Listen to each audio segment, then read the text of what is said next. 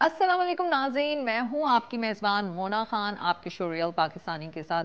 जी नाज़रीन, आज के हमारे रियल पाकिस्तानी ज़बरदस्त से एक्टर, राइटर, इंजीनियर, कॉमेडियन और उनकी क्या ही बात करूँ, इनकी कैरियर की जब अदाकारी की बात होती है, उन्होंने हर चीज़ में माशाल्लाह से अल्लाह ताला ने उनको शोहरत दी और पाकिस्तान टेलीविज़न से वन मैन शो से अपने कैरियर का अदाकारी के कैरियर का आगाज़ किया और 1980 में बाकायदा बड़े हिट ड्रामास किए जिसमें जांगलूस, 50-50 और आधा चेहरा, कई ड्रामे हैं, वैसे तो बेशुमार लिस्ट है। और यकीन माने जब मैं 1980 की बात करती हूँ तो आज हमारे लिए, हम सब के लिए वो एकेडमी का जो है दर्जा रखते हैं और हम जो है उनके ड्रामों को देखते हैं और हम बहुत कुछ उनसे सीखते हैं।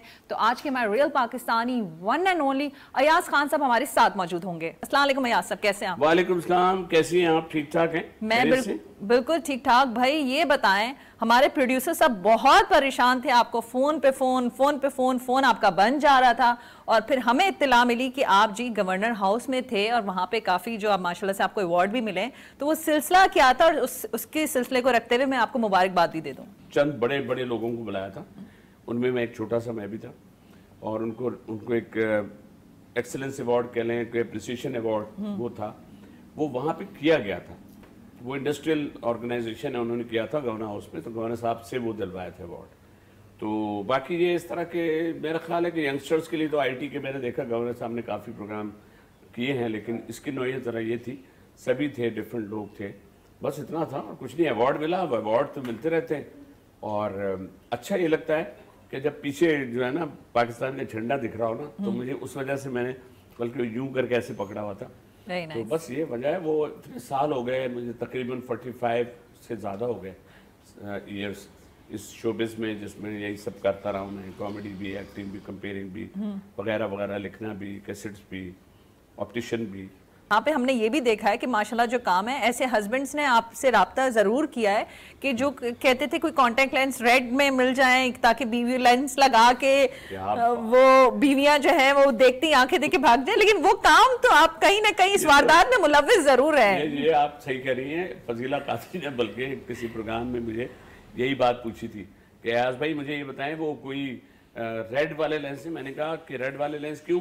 कह रहे मैं लगा लूंगी और जब शौहर घर में आएंगे तो रेड लेंस से मैं उनसे गुस्से से बात शुरू करूंगी कि हाँ कहाँ थे आप। तो मैंने कहा ऐसा हुआ, लेकिन वो क्या पता शौहर इनसे ज्यादा ज़हीन थे, वो भी रेड लेंस लेकर लगा के अंदर पहुंचे थे, तो दोनों के एक जैसे हो गए तो बात बराबर हो गई, मामला सेट हो गया।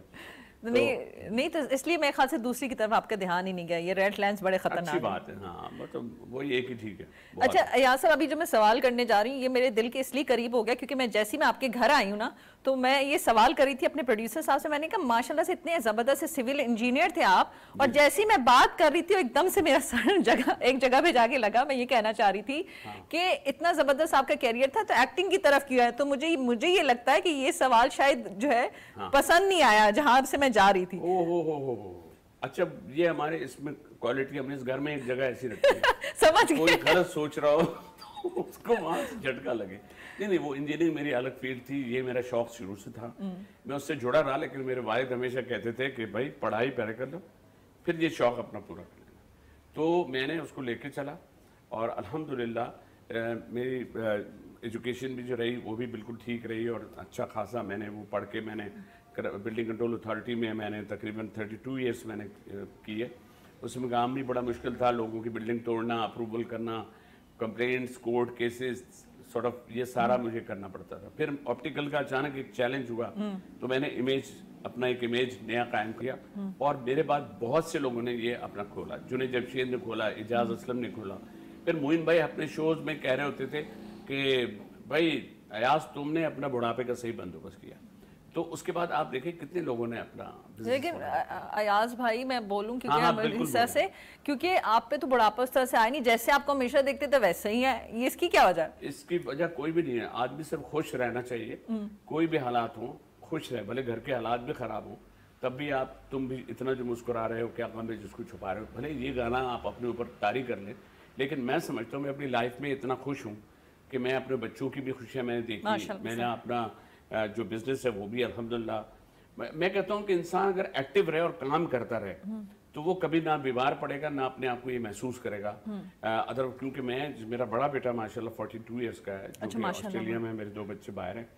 और बाकी ने सब ने अच्छी एजुकेशन कर ली। जो बेटा मेरे साथ अटैच है मेरे ऑप्टिकल में, अहमद अरसलान, वो एनईडी का इलेक्ट्रॉनिक इंजीनियर है, लेकिन उसने कहा नहीं पापा मैं बिजनेस आपके साथ करूँगा, दैट्स मोर बेटर। तो ये है। और उसमें भी एक वो है फन की जो है ना जरासीम होते हैं बच्चों में, थोड़ा सा बात का जवाब दे लेना, अच्छी बातें कर लेना, अच्छे, क्योंकि वालिद मेरे शायर थे तो इस वजह से उनसे भी हमने कुछ चीज़ें ली जो मैं पैरोडी लिखता था ज़्यादातर, तो वो उनसे लिया। और ये सारी पहचान का वजह है कि दुनिया भर में हमने शो किए। और मैं कहता हूँ अभी अपने जब ईदी फाउंडेशन का शो किया था, आप यकीन करें वहाँ लोग हमसे कह रहे थे, मैं कॉमेडी की तो मुझसे कहने लगे अयाज भाई हमें लग रहा है आपने हमें पीटीवी याद दिला दी। मुझे अच्छा लगा किसी चैनल का नाम नहीं, पीटीवी याद दिला दी। हम इतने अरसे से वहाँ से जुड़े हुए हैं और आज आपने सारी बातें की और उसमें सारी जो थी कॉमेडी वो नफीस थी, उसमें कोई ऐसी चीज़ नहीं जिसमें कोई जुबानी, क्योंकि मैं उसके सख्त खिलाफ हूँ। मैं ना उस तरह का मजाक करता हूँ ना मैं करता हूँ। आपको पता ही है जो हमारे पास सोशल मीडिया में जो चीज़ें आती रहती हैं वगैरह वगैरह, मैं उसकी डिटेल में नहीं जा रहा, लेकिन वो सब टेम्परेरी मैं कहता हूँ, उसकी एक वजह नहीं है। क्योंकि उसके लिए आप जब मुझसे बात शुरू करेंगे तो आप मुझे उस रिस्पेक्ट में नहीं देंगे जिस रिस्पेक्ट से जो रिस्पेक्ट मुझे अल्लाह की तरफ से मिल रही होती है। पाकिस्तान टेलीविजन से आपका पुराना ताल्लुक है, पुराना रिश्ता है। और हम ये भी, मैं इसमें एक सवाल में दूसरा सवाल भी ऐड होगा, क्योंकि हम ये भी देखते हैं कि आपने माशाल्लाह से अपनी एजुकेशन कंप्लीट की है, फिर आप एक्टिंग की तरफ आए। लेकिन अभी की हम बात भी ये भी करते हैं कि यहाँ पे होता है कि भाई तालीम वालीम छोड़ो, ये तो बड़ा शॉर्टकट तरीका है, एक्टिंग कर लो, ये चीज़ आपका कैरियर सेट हो गया। जबकि एक्टिंग के साथ ईमानदारी भी बहुत ज़रूरी होती है, ठीक है, पूरे कमिटमेंट्स। ये हमने देखी है पाकिस्तान टेलीविजन के जितने भी ड्रामे हो गए, जितने भी लेजेंडरी एक्टर्स हो गए, वो आज तक हमें क्यों याद है? उनके काम की वजह से। तो आप उस वक्त को किस तरह से याद करेंगे? वो एक्सपीरियंस जो आपका पाकिस्तान टेलीविजन के साथ रहा, जो रिश्ता आपके उनके साथ रहा, उन दिनों को आप किस तरह से डिस्क्राइब करना चाहेंगे? देखिए मैं पहले तो बताऊं, पीटीवी पे जितने भी ड्रामे आए, किसी में भी आपके साथ अगर आपके बच्चे बैठे हैं तो आपको चैनल बदलना नहीं पड़ा, आप पीटीवी ही देख रहे होंगे। फिर हमारे जो बड़े बड़े जितने लेजेंड्स राइटर्स थे, जिन्होंने भी, अनूर भाई से भी शुरू करूं, फातिमा बजिया से कहूँ, हसीना मोइन से करूं, और लाहौर के जितने हमारे राइटर्स थे उन सबको लूटा। अब टाल मटोल से ले लें, आप झोंक सियाल से ले लें, आप यहाँ के तन्हाइयाँ से ले लें, ये जितने ड्रामे, लूज टॉक से ले लें, इतने ड्रामे और इतनी चीज़ें और इतने स्टेज शोज हैं कि उसकी कॉमेडी आज भी जिंदा है। आज भी वो जुमले या अल्लाह नन्ना का जो आता था या 50 आता था, ये बाकी जब है फॉलोअर्स हैं। पीटीवी एक माँ की गोद ही रहा है, जिस गोद में जिसने पनपने की कोशिश की वो बना है, वो पनपा है। लेकिन लोग पलटे नहीं, बहुत से आर्टिस्ट पीटीवी की तरफ नहीं आते, जबकि उनको याद रखना चाहिए। इस तरफ कराची है, कराची एक ऐसी वाहिद हमारे एक शहर है जिसने पूरे पाकिस्तान के लोगों को समेटा हुआ है। सब खैबर मेल पे बैठ कर सब यहाँ आते हैं और यहाँ रोजगार भी मिलता है, फिर भी वो अपनी माँ से कभी कभी नाराज हो जाते हैं। तो मुझे बताएं इस माँ से कैसे ताल्लुक कैसे बना, उसका आगाज़ कैसे हुआ और किस तरह से? क्योंकि मैं हमेशा ये कहती हूँ कि जब आपके पास एजुकेशन हो, एक्सपीरियंस हो, तो आपके पास बहुत ज़्यादा अपॉर्चुनिटीज़ होती हैं। ये नहीं कि एक्टिंग की तरफ हो, तो क्योंकि आपके पास यकीनन होगी उस वक्त भी, तो उसकी तरफ, एक्टिंग की तरफ आपके किसने दे दिया? एक्सीडेंटली आ गए थे, किसी ने कहा नहीं नहीं आ जाए, चांस है? क्योंकि उस ज़माने में भी पाकिस्तान टेलीविजन में काम करना कोई आसान बात नहीं, तो चांस मिलना भी कोई आसान बात नहीं। बिल्कुल आप सही कह रही हैं। इलेक्शन मेरे लिए एक लकीली जब ज़यालफ साहब के दौर का इलेक्शन हुआ था, उस इलेक्शन में वन मैन शोज जो थे, अब रात भर लोग जो थे रिजल्ट के इंतजार में बैठते थे, तो वन मैन शो में मैंने कुछ मिमिक्री करता रहा, वो मेरे बहुत पॉपुलर रहे। उसमें मैंने एक किया था कि मुख्तलिफ प्रोफेशन, जब आपके पास देख रहे हैं हालात ख़राब है, जब आप अपने प्रोफेशन चेंज करेंगे तो आप दूसरे प्रोफेशन में जाएंगे तो क्या आपकी कैफियत बनेगी। और मैं एक और चीज़ समझता हूँ कि पीटीवी के जिस दौर में हमने काम किया, वो आपकी बिल्कुल बात है कि गेट के बाहर लोग खड़े रहते थे तो रश रहता था, और बाकायदा हम भी अगर आर्टिस्ट हमारा नाम लिखा होता था, सिक्योरिटी रीज़न थी और भी बहुत से रीज़न थे, तो हमने वहाँ सीखा और हमने बाकायदा सीखा है काम। वह 3 कैमरों से काम होता था।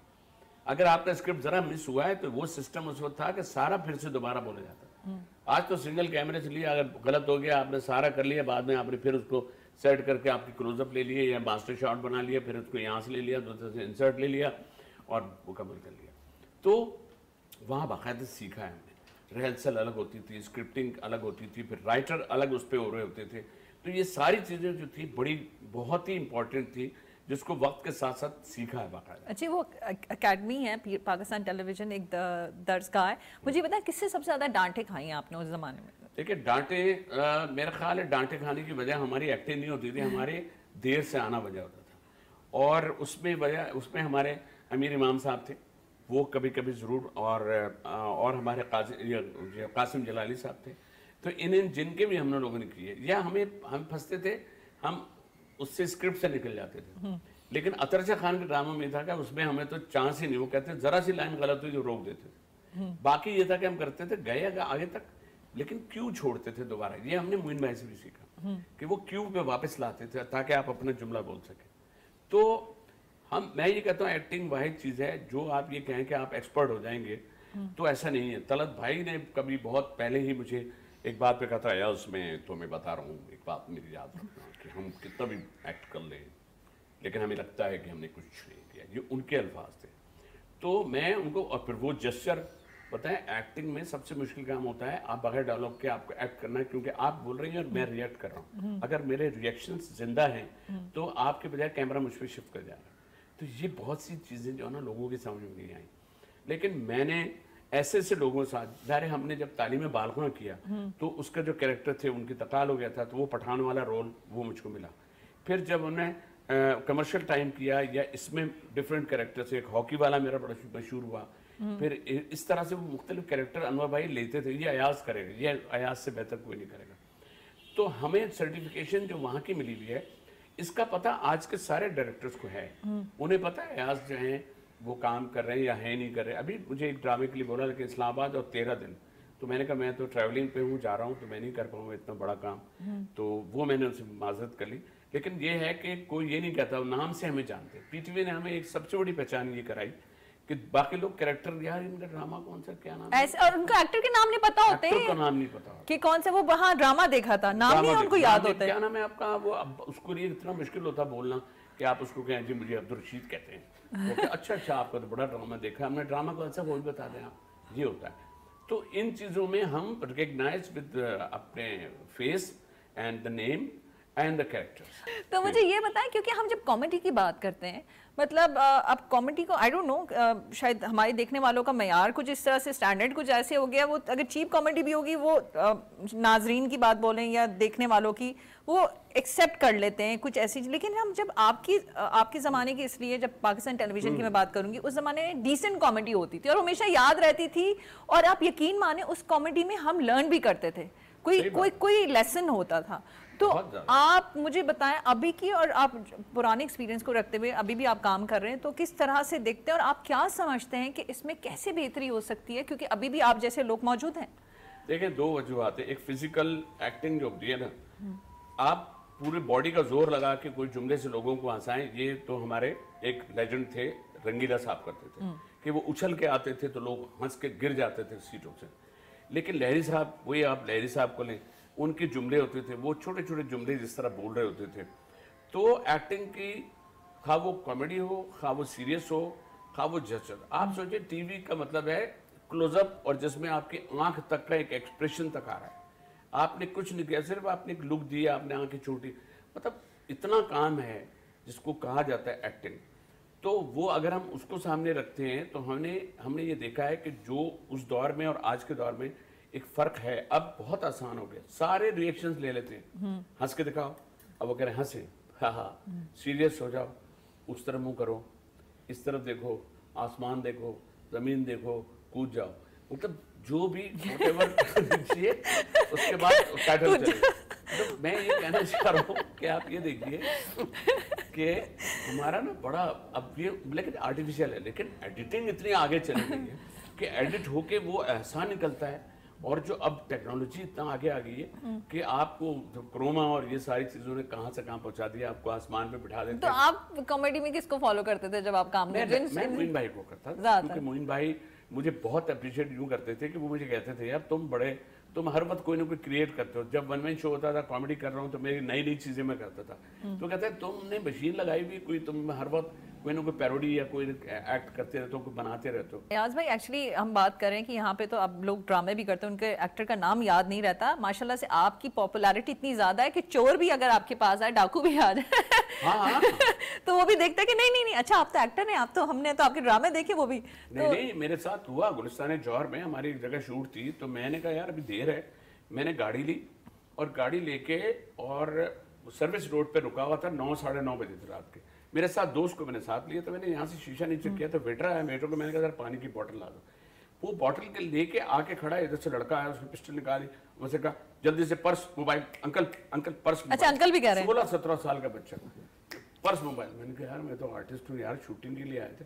हाँ तो टीवी आते ना, टीवी आते, अंकल जल्दी निकल जाए, जल्दी निकल जाए। मैं आगे गया, मेरा जो दोस्त था उसका मुंह खुला का खुला, यार यार तू उनको डील के डाकू। मैंने कहा ट्राई मारी थी भाई। मैं क्या शरीफ बच्चा था और बेचारा किसी मुश्किल में होगा जो कर रहा है, और उसने मुझे कहा कि ठीक है। तो वो मैं कहता हूँ रिकग्नाइजेशन कभी कभी बहुत काम आती है। कभी एयरपोर्ट पे, कभी आप कहीं खड़े हुए हैं, कहीं पुलिस वाला रोकता है और वो कहेगा साईं आप ये बोले आपका चालान करना है, आप टीवी पे आते ना भाई आइंदा नहीं आऊँगा साईं खाने ना। तब तो वो अब मैं कहूँगा तो वो कहेगा यार आपका वो प्रोग्राम बड़ा अच्छा साईं, कुछ चाय साइड से। तो मैंने कहा वो जो आप चालान वाला, अरे साईं नहीं। अच्छा माशाल्लाह, यही पहचान हमने देखी आप अपने जो है दीगर कॉजेज़ के लिए, सोशल कॉज के लिए भी रखते हैं, क्योंकि आपकी ट्रैवलिंग बाहर भी रहती है, चैरिटी वर्क भी करते हैं, तो वो किस तरह से रहता है? ओवरसीज़ पाकिस्तानी आपके बड़े बहुत ज़्यादा फ़ैन हैं, उस बारे में आप क्या कहेंगे? मैं जैसे हमने इंडस हॉस्पिटल के शो किए थे तो मैं वहाँ पे था, तो बुशरा भी वही न्यूयॉर्क में थी। तो बुशरा ने कहा कि अयाज तुम हो कितने अरसे? मैंने कहा चल के सियाटल में 2 शो हैं, एक शो वहाँ एक और जगह हमने वहाँ किया। तो इसी तरह से वहाँ पे अमेरिका में मेरे एक दोस्त थे, उनका बुद्धू खान, वहाँ उन्होंने अमेरिका में खोला सिर्फ पाकिस्तानी उसको प्रमोट करने के लिए फूड को। तो उन्होंने लॉस एंजलिस में और सैन फ्रांसिस्को में खोला। तो मुझसे उन्होंने कहा, मैंने कहा अभी हम कुछ आर्टिस्टों को बुलाते हैं और हम उनसे गपशप करेंगे। वो हमने एक 14 अगस्त को एक प्रोग्राम किया था। तो वो पाकिस्तान भी पॉपुलर, ये फूड भी पॉपुलर कि भाई ये मुंह का चस्का था। और साथ में जब हमने लोगों से इंटरव्यू किए तो सब ने जो पाकिस्तान के बारे में अपने सेंटिमेंट्स बताए, तो ये लगता था जैसे किसी का बच्चा खो जाए और अचानक मिल जाए, और हम उनसे उनका बचपन और कराची के बारे में, पाकिस्तान के बारे में बात कर रहे थे। तो मैं बता दूँ ये मेरा एक शौक़ है कि मैं अगर बाहर जाता हूँ, मैं कोई इसमें बहुत डिमांडेबल अमाउंट नहीं कहता, मैं कहता हूँ बस ठीक है जो भी है, लेकिन इस बहाने हम लोगों से मिल लेते हैं, कम्युनिटी से मिल लेते हैं।